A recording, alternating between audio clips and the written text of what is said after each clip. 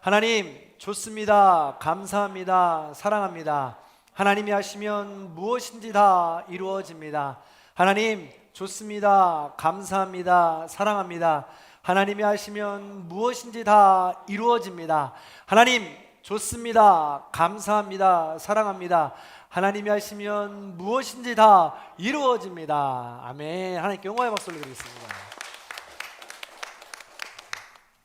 사람은 자라면서 태어나면서부터 수많은 경험 속에 성장합니다. 감각의 경험을 통해서 뜨거운 물을 피하고 추울 때는 두꺼운 옷을 입습니다. 생애 첫 자전거를 타거나 악기를 연주하거나 산 정상에 오르는 경험 등으로 성취감을 맛보기도 하고 감동하기도 합니다. 주어진 업무와 사람들과의 관계를 통해서도 이런 경험을 통해서도 한 걸음 더 나아가기도 하고 그 자리에 멈추기도 합니다. 이처럼 사람은 살면서 이 경험을 통해 그 자리에 안주할 것인가 앞으로 한 걸음 더 나아갈 것인가 늘 선택의 기로에 서게 되죠. 그때 바로 염두에 들 것이 있는데 그것은 바로 위험입니다. 위험을 감수하라 라는 책을 쓴 벤 카슨 박사는 세 가지를 말합니다. 첫째, 위험에 겁먹지 마라. 둘째, 감수할 만한 위험을 선택하라. 셋째, 모험하라. 그는 산고의 고통 없이는 숭고한 탄생도 없듯이 위험에 도전하지 않으면, 모험하지 않으면 짜릿한 성공도 맛볼 수 없다고 말했습니다.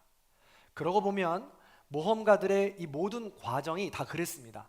안주하지 않고 위험을 감수하며 모험했던 것입니다. 미지의 세계로 나섰던 콜럼버스, 노예 해방을 선언했던 링컨, 첫 비행을 시도했던 라이트 형제, 또 노르망디 상륙작전 당일의 아이젠하워 등 말입니다. 이들의 모든 모험이 세상을 바꾸었습니다. 그런데 신앙인도 마찬가지입니다. 사실 신앙인들이야말로 모험가들입니다. 노아는 한 번도 홍수를 경험해 본 적이 없습니다. 그러나 하나님의 말씀을 듣고 방주를 만들었습니다. 모험이죠. 아브라함은 갈대아 우르라는 큰 도시에 살았습니다. 메소포타미아 문명이 발생한 지역이죠. 그런 큰 도시를 떠나라고 했습니다. 고향과 친척과 아비집 모두 두고 떠나라고 했죠. 그것 또한 아브라함에게는 모험이었습니다. 다니엘과 세 친구는 사자굴과 풀무불 속에 들어가라는 모험을 했습니다.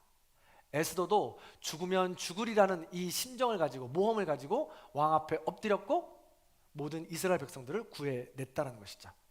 이처럼 신앙생활도 모험의 연속입니다. 다만 우리는 그것을 신앙인으로서 믿음의 연속이라고 부릅니다.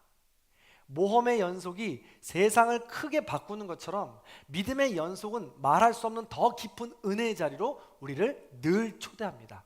이게 바로 신앙인들의 삶이죠. 삶이자 과정입니다.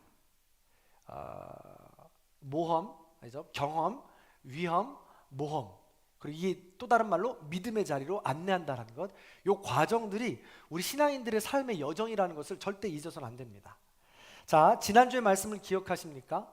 예수님께서 걸어가신 그 사랑의 길은 또 다른 말로 하면 믿음의 연속과도 같습니다. 지난주의 말씀을 생각해 보면 사람들의 배신과 상처 이 속에서도 용서와 용납의 믿음으로, 하나님의 아들이라는 특권 속에서도 생명의 권리를 포기했던 이 권리 포기라는 믿음으로, 단순히 한 번에 되는 게 아니었습니다. 믿음과 소망의 훈련의 과정으로 그 길을 예수님께서는 과정으로 걸어가셨다는 것입니다. 예수님께서 그렇게 죽기까지 사랑하신 그 지경까지, 그 경지까지 가시고 우리 또한 그 모험의 자리로, 믿음의 자리로 여러분들 각자에 맞게, 저에 맞게 그 자리에 늘 초대하신다는 겁니다. 그런데 쉽지 않죠. 어렵습니다. 그래서 우리는 늘 주저앉아 있기도 하고 무시하거나 외면하기도 하죠. 자, 왜 그럴까요? 오늘 그 이유를 한쪽 편 살펴보도록 하겠습니다. 우리와 비슷한 처지에 있는 유대인들도 그런 모습을 보였는데 그 유대인들을 통해서 한번 알아보도록 하겠습니다. 먼저 오늘 본문 24절입니다. 새 번역이 분위기를 한껏 살려주는데요. 24절 화면을 보시고 새 번역으로 읽어보겠습니다. 시작. 그때 유대 사람들은 예수를 둘러싸고 말하였다. 당신은 언제까지 우리의 마음을 졸이게 하시렵니까? 당신이 그리스도이면 그렇다고 분명하게 말하여 주십시오. 굉장히 재밌죠? 당신은 언제까지 우리의 마음을 졸이게 하시렵니까? 우리 청소년들이나 우리 초등학생들 읽었으면 어떻게 우리 마음을 졸이게 하십니까? 뭐 이렇게들 했을 것 같아요. 근데 이렇게 청소년이나 우리 청년들이 말하는 분위기보다는 좀 더 살벌한 분위기입니다. 사실은요. 유대인들이 예수님을 둘러싸고 애워싸고 아주 긴박하게 긴장감 넘치게 누가 들을라치면 안 되니까 조용하게 지금 물어보고 있는 겁니다. 예수님, 왜 우리를 이렇게 흔듭니까? 당신이 진짜 그리스도가 맞습니까? 메시아가 맞냐고요? 우리를 구원할 구원자가 맞느냐는 겁니다. 험악한 분위기죠. 증명하라고 겁박하는 겁니다. 그러자 예수님은 이렇게 대답하시죠. 25절입니다. 25절도 세 번역으로 함께 읽어보도록 하겠습니다. 시작. 예수께서 그들에게 대답하셨다.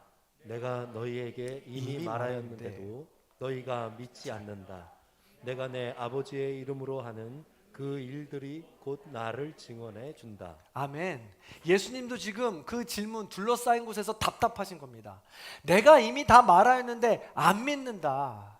내가 그동안 한 일, 표적이 다 그걸 증언하는데 안 믿는다.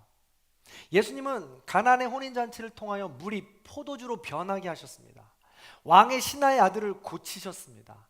나는 생명의 물이라고 말씀하셨습니다. 그리고 우물가의 사마리아의 여인을 치유하셨죠. 마음의 병을 말입니다. 그리고 나는 생명의 떡이라고 말씀하면서 오병이어의 기적을 보여주셨습니다. 38년 된 병자를 어떻게도 나을 수 없을 것 같았던 그 병자를 고치셨고, 나는 생명의 빛이다 라는 말씀을 통해서 나면서부터 맹인되었던 자를 앞을 보게 하셨습니다.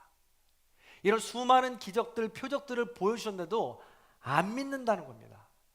그렇습니다. 유대인들은 이제까지 예수님의 표적을 보고도 믿지 못하고 있습니다. 새로운 경험들을 계속해서 그렇게 취하면서 새로운 믿음의 자리로 부르고 있는데도 그들은 여전히 갈피를 못 잡고 있던 것입니다. 왜 그랬을까요? 사실은요, 이렇게 묻는 사람들의 특징 잘 생각해 보시면 답정녀, 답정남입니다. 답이 정해진 사람이에요. 그들 가운데 답이 정해져 있었거든요. 그러니까 계속해서 예수님께 묻고 있는 거죠. 그리고 그것도 안 되니까 나중엔 급기야 돌을 들어 던지려 했던 것입니다. 자, 그런데 여기서 생각해 볼 것은요, 왜 이들은 예수님을 믿지 못하는 것일까요? 26절, 27절에 따르면 믿음을 갖지 못하고 더 깊은 자리로 오지 못하는 사람들은 예수님의 양이 아니라고 합니다. 그러면 오늘 나눌 말씀 중에 첫 번째로는요, 예수님의 양이 아니었던 거예요. 그래서 예수님의 음성이 들리지 않았던 것입니다. 근데 이걸 거꾸로 뒤집어 보면요, 너무 무섭습니다. 우리 또한 그렇잖아요. 예수님이 그렇게 증언하면서 그 길을 걸어가라고 우리를 부르시잖아요. 성준아, 용서와 용납해. 안 들립니다. 성준아, 권리 포기해야지. 아유, 안 들려요. 듣고 싶지 않아요. 성준아, 믿음과 소망의 훈련으로 해야지. 힘들어도 아유, 무시하고 외면합니다. 다들 그렇지 않습니까? 그러면 나는 예수님의 양이 아닌가? 아예 태생 자체가 그 음성을 들을 수 없는 이 양의 번외의 양인가? 라는 생각이 들지 않습니까? 이렇게 생각하노라면 너무 비참하고 무섭고 힘든 겁니다. 그렇지만 우리 예수님께서는, 선한 목자 되신 예수님께서는 죽기까지 우리를 사랑하신다 했고 죽기까지 우리를 포기하지 않으신다고 했습니다. 그러니 내 생명도 죽기까지 아예 끝난 게 아니에요. 그러니까 우리가 죽기까지 주님의 음성을 듣기 위해서 늘 믿음과 소망의 훈련의 자리를 나아가야 된다는 것이죠. 일부러 예수님의 말씀을 외면하지 말고 그렇게 듣기 위해서 늘 노력해야 된다는 것입니다. 그럼 우리는 어떻게든 경험의 자리에서 위험의 요소를 감수하고 믿음으로 더 깊은 모험의 자리로 나아가야 된다는 것입니다. 주님께서 우리는 늘 그 자리로 지금 부르고 계시다는 것이죠. 껄끄럽습니까? 불편하고 어려우세요? 주님께서 부르고 계신 음성을 지금 부르고 계신다는 신호라고 생각하시면 됩니다. 자, 한 걸음 더요. 조금 더 구체적으로 살펴볼게요. 결국 예수님은 말했는데 듣지 못하고요. 결국 예수님은 보여주셨는데 그들이 움직이지 않습니다. 답답해하세요. 오히려 유대인들은 신성모독이라고 하면서 돌을 들어 예수를 치려고 합니다. 자, 도대체 유대인들의 문제가 무엇일까요? 뭘까요? 왜 유대인들은 이 믿음으로 나아가지 못하는 것일까요? 힌트는요, 잘 생각해 보세요. 시간과 공간에 있고 오늘 말씀에 있습니다. 자, 22절, 23절부터 먼저 한번 읽어보겠습니다. 자, 22절 읽습니다. 시작. 예루살렘에 수전절이 이르니 때는 겨울이라 예수께서 성전한 솔로몬 행각에서 거니시니라. 수전절 시간입니다. 솔로몬 행각 장소 공간입니다. 여기에 공통점이 뭐냐면 예루살렘 성전이라는 것입니다. 유대인들이 이렇게 믿음의 자리로 나아가지 못했던 것은 사실 경험 때문입니다. 첫 번째 이유는요, 성공의 경험 때문입니다. 수전절과 이 솔로몬 행각이 공통점이 바로 성전이라고 그랬죠. 자, 제가 한번 설명해 드려보도록 하겠습니다. 솔로몬 행각입니다. 사진을 보시면 솔로몬 행각인데요, 솔로몬 주랑이라고도 하는데요, 기둥이 162개나 되는데 엄청난 위용을 자랑합니다. 유대인들의 역사를 살펴보면 이 성전 지을 때를 가장 자부심 있게 생각합니다. 유대인들의 역사 가운데 가장 성공하고 태평 성대를 이룰 때가 다윗의 때입니다. 다윗의 때부터 성전을 준비했고 성전을 지었기 때문에 그때를 굉장히 중요하게 자부심 갖고 살아가고 있었다는 것이죠. 그 대표적인 상징이 바로 저 성전이라는 것입니다. 비록 다윗이 직접 짓지는 못했지만 다윗이 직접 거의 다 진 것이나 다름없습니다. 다윗이 성전을 짓기 위해 주변의 강대국들을 다 점령했습니다. 다윗이 성전을 짓기 위해 성전 재료를 다 준비했죠. 다윗이 성전을 짓기 위해 제도와 사람들까지 다 준비했습니다. 다만 다윗 손으로 직접 짓지 못했다 뿐이지 그의 아들 솔로몬 때 이 성전은 다윗과 함께 완성이 된 겁니다. 이때를 이스라엘 백성들, 유대인들은 가장 자부심 있고 성공한 때라고 생각해요. 지금 유대인들이 있는 곳이 바로 그 성전 솔로몬 행각입니다. 그래서 유대인들은 우리가 지금까지 경험해왔던 그 성공의 역사를 기억하면서 예수가 지금 다른 소리를 하고 있는데, 새로운 경험을 이야기하고 있는데 그것이 낯설어서 지금 조용히 묻고 있는 겁니다. 윽박 지르고 있는 거죠. 시간도 힌트입니다. 수전절이라고 했습니다. 지금 유대인들과 예수님이 설전을 벌이는 시간이 수전절이라고 했습니다. 수전절이 어떤 날이냐? 유래는 이렇습니다. 마게도냐에 알렉산더 대왕이 있습니다. 알렉산더 대왕이 동방을 통일하고 나서 이 큰 지역을 동방을 통일하고 나서 32살에 요절합니다. 죽고 나자 이 어마어마한 땅덩어리가 네 군데로 나눠지게 되는데, 네 군데 땅덩어리 다 알 것 없고요. 우리가 알 만한 땅은 지금의 이집트 프톨레미 왕조와 지금의 시리아 셀류코스 왕조입니다. 사진을 보시면요, 셀류코스 왕조가 이 어마어마하게 큰 땅 아닙니까? 여기에 지금 안티오코스 4세 황제가 살고 있었습니다. 근데 이 안티오코스 4세 황제가 프톨레미 왕조를 지금 집어삼키려고 전쟁을 준비하고 있습니다. 왜냐하면 이 셀류코스 왕조를 이어받긴 했는데 지금 정치적으로나 경제적으로나 모든 종교적으로나 상황이 어렵습니다. 그래서 전쟁을 통해서 그 모든 걸 회복하려고 한 것이죠. 그런데 문제는 뭐냐면 이 안티오코스가 시리아라고 하는데요, 시리아 저 땅에서 이집트 프톨레미 왕조 땅으로 이어가려면 반드시 지나가야 될 땅이 있었어요. 작게 보이시죠? 빨간색 제가 동그라미 쳐놨는데 저기 이스라엘입니다. 저 땅을 꼭 지나가야 됐던 거예요. 마치 일본이 중국을 침략하려면 대한민국을 밟고 지나가야 됐던 것처럼 똑같이 저 땅을 밟고 지나가야 된 거죠.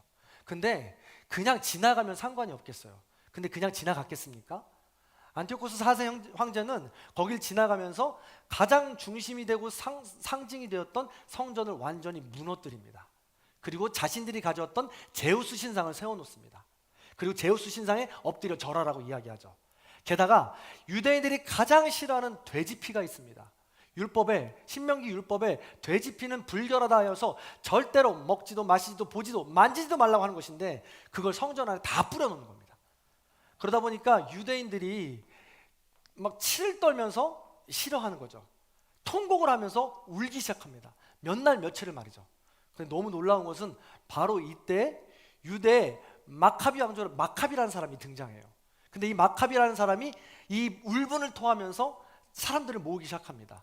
그리고 이 시리아와 아까 보셨잖아요. 어마어마한 땅덩어리 군대와 전쟁을 치르게 되는 거죠. 너무 놀랍게도 이 전쟁에서 마카비가 승리하게 되는 거예요. 그러면서 성전을 다시 정결하게 하고 청결하게 하고 이 성전 안에 신상들을 다시 이렇게 치워버리면서 깨끗하게 하면서 하나님께 다시 성전을 봉헌합니다. 그날을 수전절이라고 하는 거예요. 성전 봉헌절 하누카라고 이야기하는 거죠. 그러다 보니까 이스라엘 백성들은 그 강대국을 이긴 날이야. 성전을 회복한 날이야. 그러다 보니까 그 자부심이 어마어마하게 대단했던 거죠. 지금 유대인들이 예수님을 만나는 시간이 수전절이에요. 지금 유대인들이 예수님을 만난 곳이 솔로몬 행각입니다. 그러니 유대인들 역사적으로 살펴봤을 때 자기들의 최고 전성기 성공했을 때 성공의 경험을 기반으로 예수님을 지금 만나고 있다는 사실입니다. 이런 기대감을 가지고 일평생을 살아가면서 메시아, 그리스도, 구원자, 이 세 개 같은 말이에요. 메시아, 그리스도, 구원자를 기다리잖아요. 그런데 듣도 보도 못한 예수라는 사람이 오더니 그렇게 이야기하는 거예요. 사랑해라, 용서해라, 나눠라. 지는 것이 이기는 것이다. 전사적 메시아를 기다리는 유대인들은 도저히 용납할 수 없었던 겁니다. 전사적인 메시아를 기다리는 그 답이 정해져 있는 그들에게는 이 예수님은 메시아가 아니었던 거예요. 아니길 바라는 것이죠. 예수님이 맞습니까? 나 아닙니다. 나 아니에요. 라고 대답해 주기를 기다렸던 거죠. 근데 끝까지 나와 하나님은 하나요. 내가 그리스도다. 라고 이야기하니까 이들은 받아들이지 못하고 결국 돌을 집어 든 것입니다. 던지기 위해서. 이게 뭐예요? 이 유대인들의 성공의 경험이 또 다른 믿음의 자리, 모험의 자리로 이끌기 위해 예수님께서 오셨는데 받아들이지 못하고 그 자리에 머물러 있게 된 것이죠. 귀에 들리지 않았던 것입니다. 자, 이처럼 유대인들이 더 깊은 믿음의 자리로 모험하지 못하는 이유는 첫 번째, 성공의 경험입니다. 또 다른 경험도 있어요. 그것은 뭘까요? 우리가 잘 알고 있는 두 번째, 상처의 경험입니다. 아픈 상처가 우리의 마음을 닫아버리죠. 또 이 트라우마가 이 사람의 마음을 완악하게 만들죠. 이런 말이 있더라고요. 시어머니에게 상처받은 며느리들은 시자가 들어가는 것은 다 싫어한대요. 시금치는 먹지 않고요. 시청에는 안 가려고 하고 성경도 시편은 안 읽으려고 한답니다. 정말 그런지 모르겠어요. 얼마나 상처가 크면 그래요? 네. 상처가 그만큼 무섭다라는 이야기입니다. 매 맞고 자란 사람들은 누군가 손만 들어도 움찔한다는 거예요. 외모에 상처가 있는 사람들은 외모에 대한 말 한마디에 마음을 닫아버린다는 겁니다. 그러므로 우리는 말을 조심해야 하고 그 상처를 보다듬어야 하고 그 상처를 치유해내야 합니다. 상처가 있는 자신도 믿지 않게 되니까요. 그게 어마어마한 상처가 된다는 것입니다. 이들은 마음을 열 만한 여유가 없다는 거예요. 유대인들도 마찬가지입니다. 성전 봉헌에 대한 이 성공의 경험이 어마어마하게 크잖아요.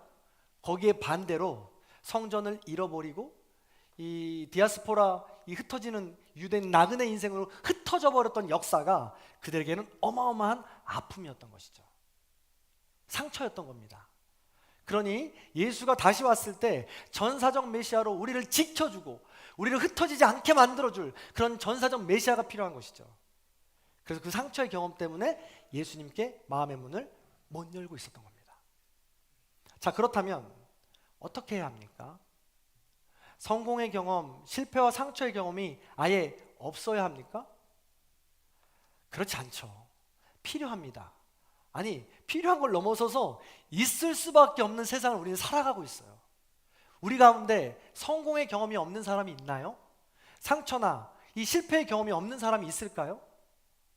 성공의 경험, 실패의 경험 우리 인생 아니겠습니까? 필요하다라는 것입니다. 다만 그 자리에 안주하면 안 된다는 거예요. 무너져 있으면 안 된다는 겁니다.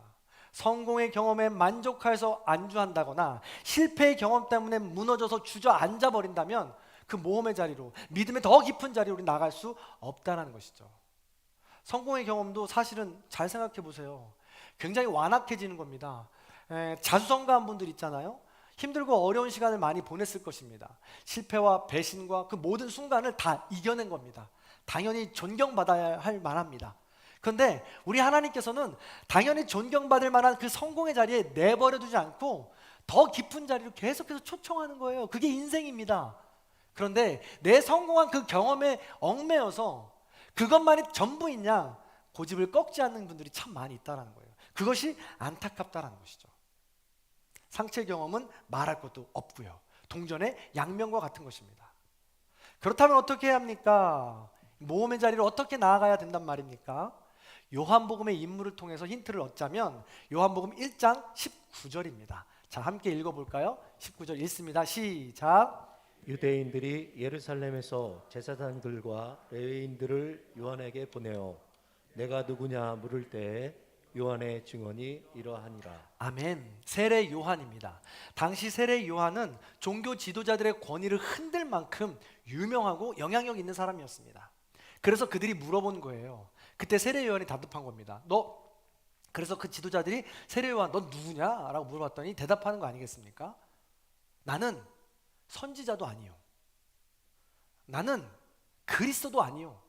나는 이사야도 아니다. 나는 오직 광야에 외치는 소리 다라고 말하고 있는 겁니다. 소리가 뭐예요? 사라져버리는 겁니다. 아무것도 아니라는 이야기예요. 그만큼 유명하고 명예 있고 영향력 있는 사람임에도 불구하고 나는 주님 앞에 아무것도 아닙니다. 나는 주님 앞에 모든 걸 내려놓고 자기를 성찰할 수 있는 것, 주님 앞에 나는 아무것도 아니라고 겸손하게 무릎 꿇을 수 있는 것, 그게 바로 믿음의 자리로 나아가는, 모험의 자리로 나아가는 그런 키포인트라는 것이죠. 이것은 세례 요한만 그랬던 것이 아닙니다. 바울도 그랬죠.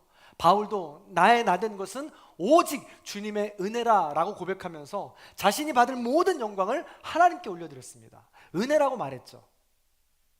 그렇습니다. 우리가 성공의 경험에 안주하지 않고 실패의 경험에 주저앉지 않으려면 먼저 주님 앞에 나와야 하고, 주님 앞에 나와서 나를 성찰해야 하고, 나는 죽고 예수로 살게 하는 이 과정들이 계속해서 반복되어야 하는 겁니다. 그래서 바울을 이야기한 거예요. 내가 그리스도와 함께 십자가에 못 박혔나니 그런즉 이제는 내가 사는 것이 아니요 오직 내 안에 그리스도께서 사시는 것이라. 딱 그 지점에 시작해서 과정으로 계속해서 나아가야 된다는 것이죠. 이게 바로 경험이고 위험이고 모험이며 믿음의 여정이 되는 것입니다. 그래서 우린 주님은 더 깊은 자리로 계속해서 우리를 초청하고 있다는 것이죠. 예수와 함께 죽는 위험, 예수와 함께 죽는 모험이 우리를 더 깊은 믿음의 자리로 안내하고 있다는 것이죠. 지난 시간에도 말씀을 드렸지만 겁내지 마십시오. 아무에게나 목숨까지 내어놓으라고 하지 않으세요. 우리가 충만하게 우리 안에 만족하고 행복감을 누릴 수 있을 만큼의 자리로, 모험으로 우리를 부르신다는 거예요. 아멘하고 순종하면 되는 거죠. 자, 말씀을 정리해 보겠습니다. 예수님은 시종일관 말씀으로, 기적으로, 수많은 경험으로 우리에게 말씀하셨습니다. 그러나 자중판에 갇힌 유대인들은 결국 예수님께 돌을 던져버리는 거예요. 성공의 경험, 실패의 경험, 거기에 안주하고 무너져 있어서 자중판에 갇혀서 다시 나오지 못하고 있다는 것이죠. 그리고 결국엔 돌을 던져버리고 예수 그리스도를 십자가에 못 박아 일평생 낙인이 찍힌 유대인으로 살아가게 된 것이죠. 우리는 어떻습니까? 이것은 개인과 공동체가 함께 나아가야 된다는 사실입니다. 이 과정이 우리에게 같이 필요하다는 것이죠. 제가 이 말씀을 준비하면서 이 부분을 꼭 한번 나누고 싶었는데요. 우리 교회가 지금 70년의 역사를 가지고 있죠. 이 70년의 역사를 지나오면서 생각해 보세요. 우리 교회 오래되신 분들 한번 생각해 보시기 바랍니다. 이 수많은 성공의 경험과 수많은 실패의 경험들이 복합적으로 이렇게 오지 않았겠습니까?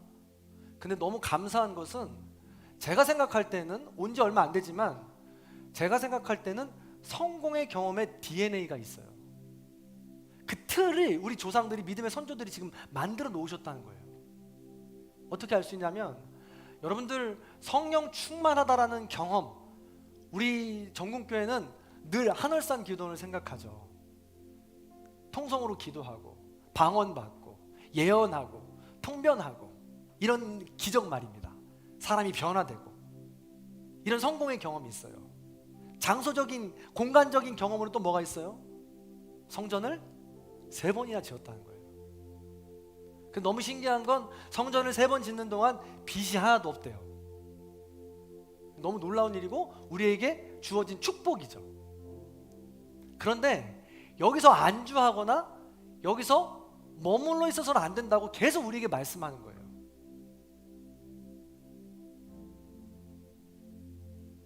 백년의 역사를 기다리고 있는데 100년이 있을지 모르겠어요.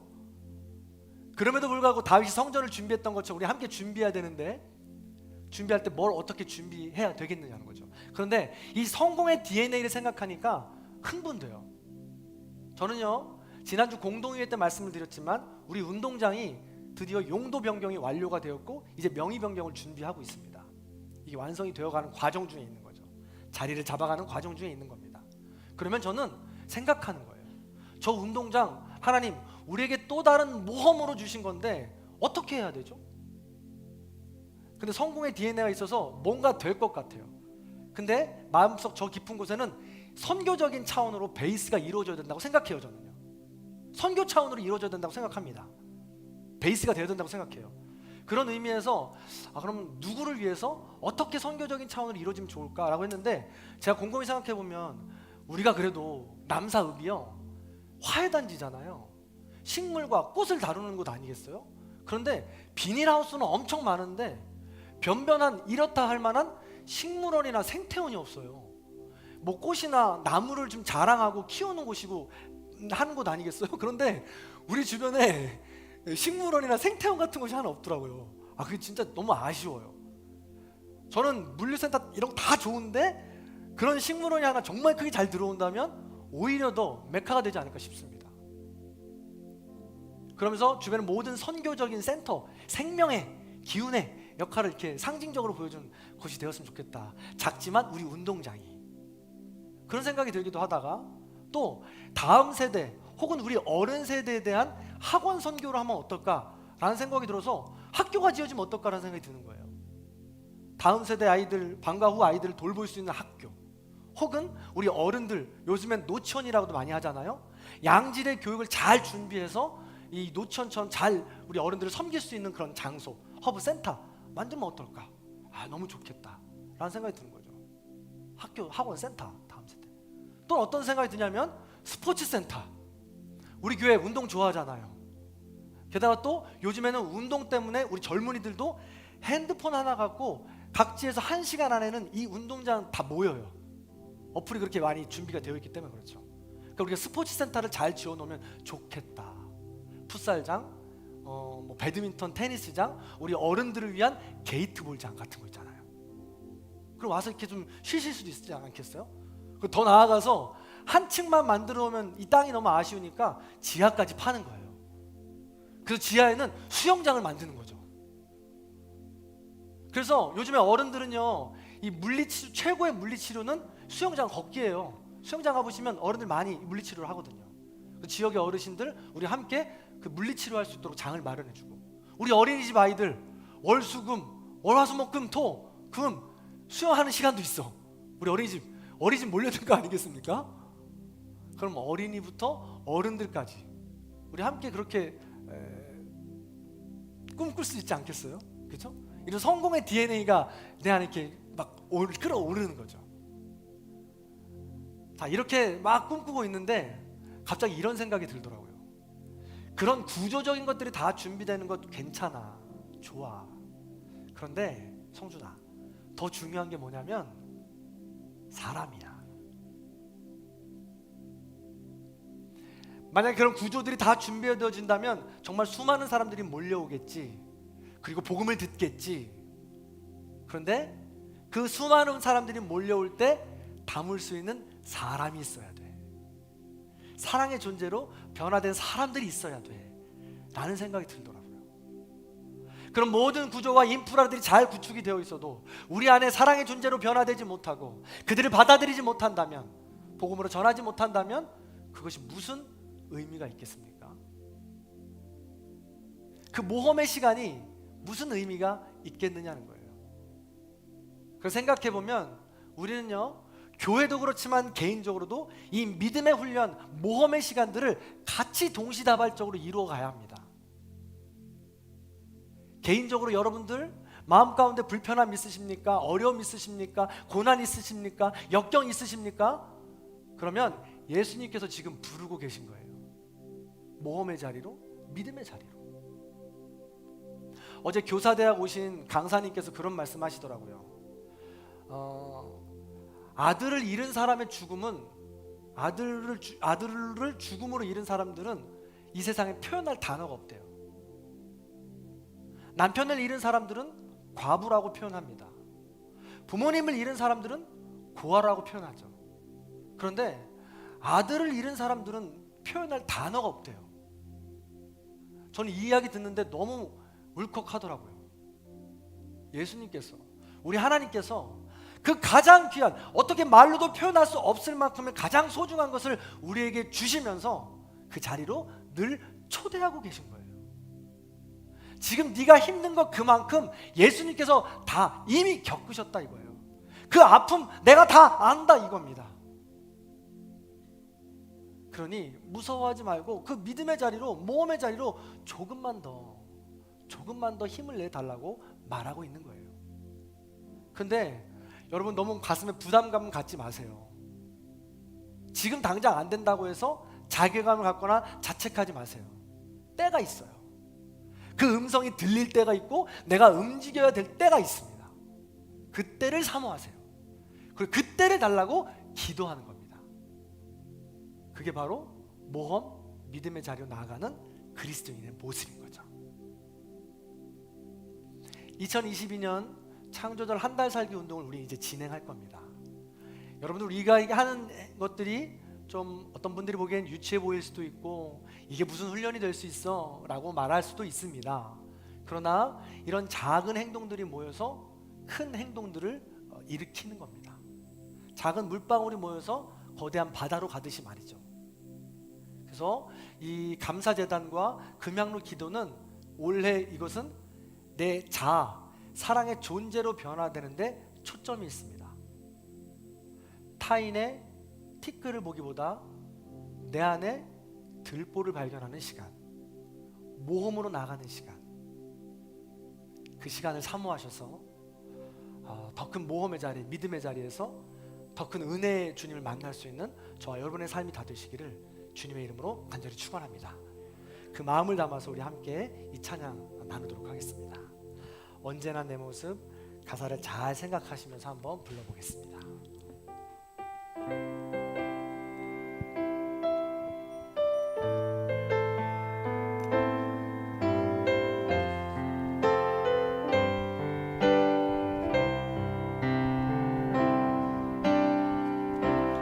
언제나 내 모습 너무나 부끄러워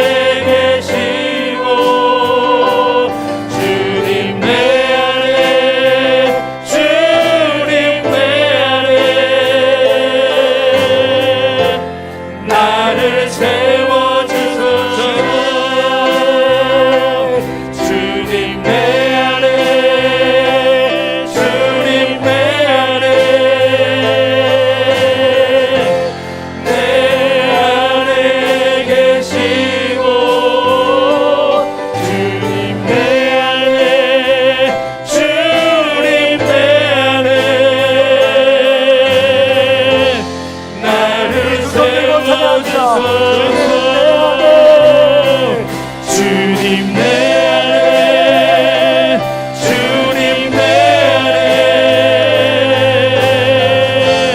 내 안에 계시고 주님 내 안에 주님 내 안에 나를 간절한 마음 마지막으로 한번 노력합니다.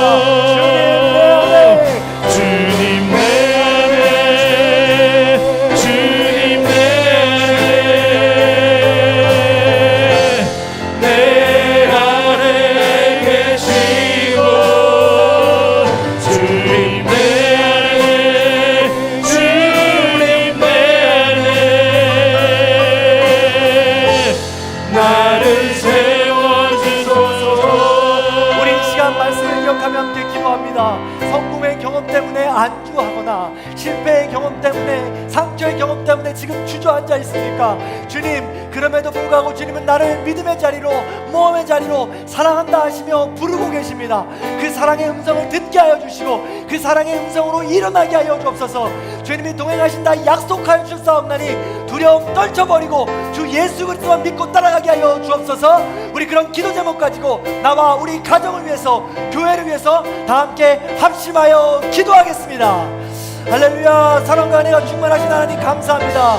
부족하고 연약한 가운데 우리를 하나님의 자녀로 불러주셨습니다. 아버지 하나님, 그 자리에 아버지 우리가 주저앉아 있는 자리, 안주하는 자리 아버지 우리 용서하여 주옵시고 아버지 다시 한번 더 주의 음성을 듣고 일어날 수 있도록 인도하여 주시옵소서. 우리 안에 아버지 성공의 경험으로 인하여 안주하고 있습니다. 실패의 경험으로 인하여 안주하고 있습니다. 우리 자체가 아버지 하나님 믿음의 마음을 내려놓아서 우리 모든 경험들이 아버지 사랑의 존재로 변화하는 일에 우리가 꿈꾸는 모든 것들이 이루어지겠습니다. 그 모든 것을 도와해 주신다고 약속하셨습니다. 우리가 먼저 사랑의 존재가 될 것입니다. 하나님과의 관계를 맺고 사랑의 존재가 될 것입니다. 그렇게 될 때 우리가 바라보는 모든 것들이 하나님의 은혜를 이루어질 수 없으니 우리가 사랑의 존재로 변화될 수 있도록 인도하여 주옵소서. 우리가 이제 모든 것들 가운데도 함께하여 주셔서 새로운 변화를 더 편한 것을 더 인도하여 주시옵소서. 주님 찾아와 주시옵소서. 말씀하여 주시옵소서. 위로하여 주옵소서. 아버지 가운데 아버지 말하지 못하고 힘든 시간에 찾아가 주셔서 마음을 위로하여 주옵시고 내 힘으로는